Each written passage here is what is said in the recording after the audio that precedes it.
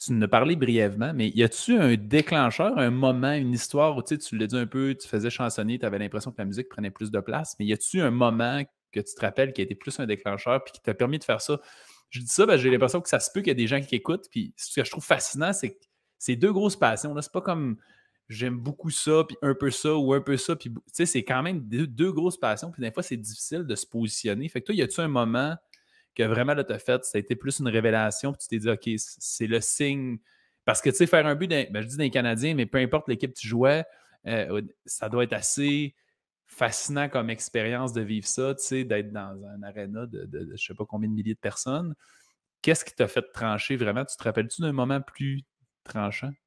En fait, dès que tu m'as posé la question, il y en a deux qui me sont venus en tête immédiatement. J'ai pratiquement même pas eu besoin d'y réfléchir. Ça a popé juste comme ça.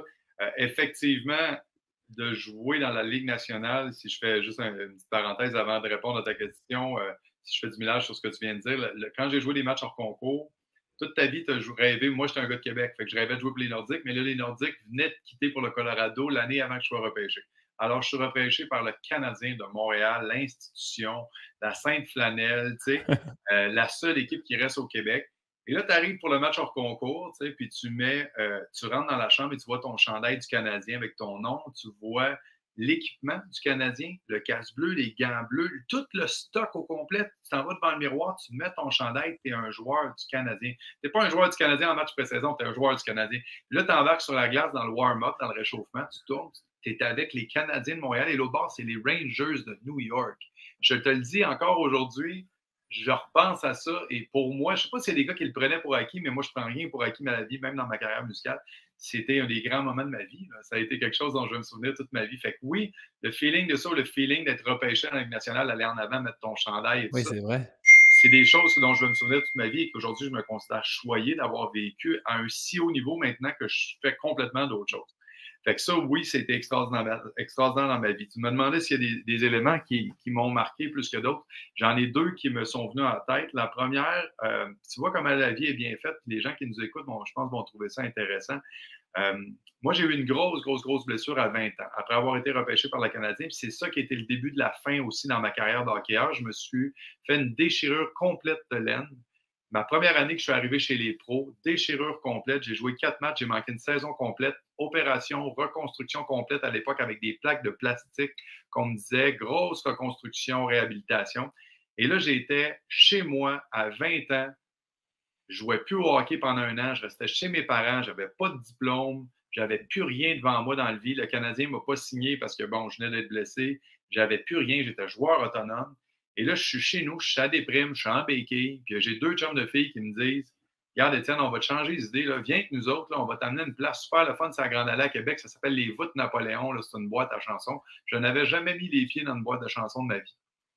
Et là, je rentre dans une boîte à chansons et je vois ça, un chansonnier en avant avec une guitare qui chante, 200-300 personnes dans la place qui chantent avec, une après l'autre. Vous autres, la table qu'il y a là, quelle toune vous voulez? Ah, on veut telle là. Il fait la toune, le monde chante avec lui. Et ça a été, my God. Tu sais, j'ai fait, OK, moi, je pense qu'à l'époque, j'avais commencé à peine à jouer de la guitare et là, j'ai fait, c'est ça que je veux faire dans la vie.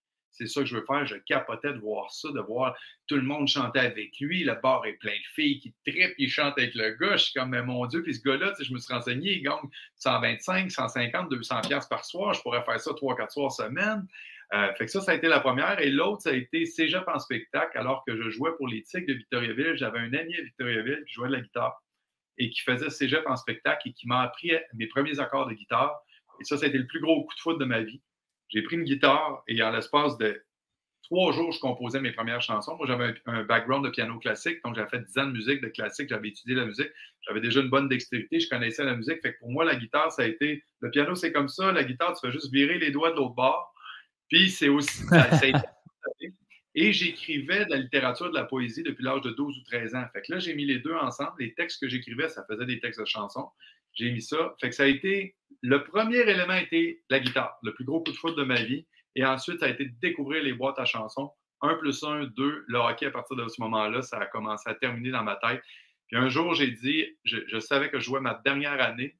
Je me suis trouvé un contrat comme joueur autonome à Long Beach, en Californie, dans la West Coast Hockey League, je pense, à l'époque. Et j'ai dit, c'est ma dernière année, je mets mon argent de côté, mais je m'en vais vivre à Los Angeles 1 an sur le bord de la plage pour les Ice Dogs de Long Beach en Californie, en banlieue de Los Angeles. Puis ce que je faisais, c'est qu'à tous les jours, après mon entraînement, j'arrivais à la maison. Là, j'avais mon lutrin. À l'époque, on n'avait pas d'iPad. C'était un lutrin avec toutes mes paroles et je faisais mes 3 heures de chansonnier. Il fallait que je fasse 3 sets d'une heure de toutes les chansons des autres à l'époque, tu sais. Puis là, je mettais mon timer. Puis là, je prenais 15 minutes de break après mon premier set. Puis là, je faisais mon deuxième set. Mais j'étais dans une petite chambre fermée, là, pas de fenêtre. Là, puis je faisais ça tous les jours pendant 1 an. Puis après ça, quand j'ai locké, avant de lâcher le hockey, 1 an avant, j'ai appelé tous les propriétaires de bars de boîte à chansons. Je dis là, c'est ma dernière année de hockey, là. Booké-moi. Fait que là, j'ai pris mon agenda, puis j'ai commencé à tout booker mon année comme chansonnier pendant que je savais que je faisais ma dernière saison de hockey. Puis quand je suis arrivé au Québec, ben là, mon horaire était déjà fait, puis j'ai commencé comme chansonnier. Puis j'ai plus jamais regardé en arrière. Moi, j'ai toujours dit la page, quand j'ai abandonné le hockey, je ne l'ai pas tournée, je l'ai arrachée. Moi, j'ai trouvé ma vie, mon trip, ce que j'étais. C'était un chanteur, je suis allé là-dedans. J'avais juste une vision, c'est que j'allais chanter. Peu importe le temps que ça allait prendre, peu importe si j'allais manger du craft dinner, du beurre de peanut, n'importe quoi. Ça m'a pris 2 ans et demi pour me faire connaître. Puis après ça, ben, c'est là que j'en suis aujourd'hui. Puis ça fait presque 20 ans que je fais ça avec 9 albums. Puis j'ai jamais manqué de travail.